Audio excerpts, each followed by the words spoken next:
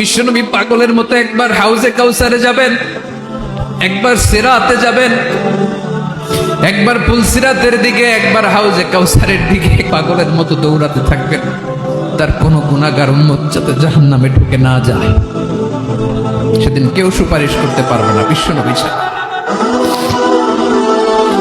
এজন্য 5 নম্বর আল্লাহ বললেন, মান যাল্লাযী ইয়াশফাউ ইনদাহু ইল্লা বিইযনিহি। কার সাহস আছে, কার এত বড় বুকের পাটা কিয়ামতের কঠিন দিন আল্লাহর সামনে দাঁড়িয়ে সুপারিশ করবে? কারো ক্ষমতা নেই, কারো ক্ষমতা নাই।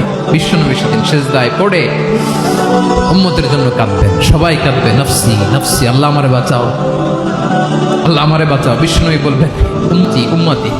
বিশ্বনবী আমার জন্য কাঁদবেন, আপনার জন্য কাঁদবেন, আমাদের জন্য সেদিন কেঁদে কেঁদে জাহান্নামের দরজায় দাঁড়িয়ে আমাদেরকে টেনে টেনে জান্নাতে ঢুকাবেন।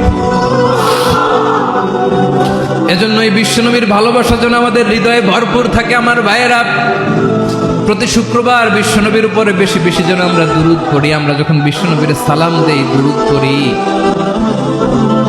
একদল স্পেশাল ফেরেশতা আছে যারা বিশ্বনবীর দুরূদটা নিয়ে সরাসরি বিশ্বনবীর রওজায় যায়, যে বলে অমুকের বেটা অমুক আপনারে সালাম দিয়েছে। বিশ্বনবী নিজ কবরের থেকে নিজেই সালামের উত্তর দেয়।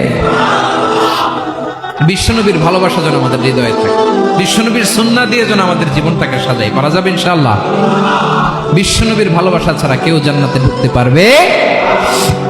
বিশ্বনবীর পক্ষে আমরা বলবো, বিশ্বনবীর পক্ষে আমরা লিখবো, বিশ্বনবীর জন্য আমরা আমাদের কলিজার রক্ত বিলিয়ে দিব, ঠিক কিনা বলেন?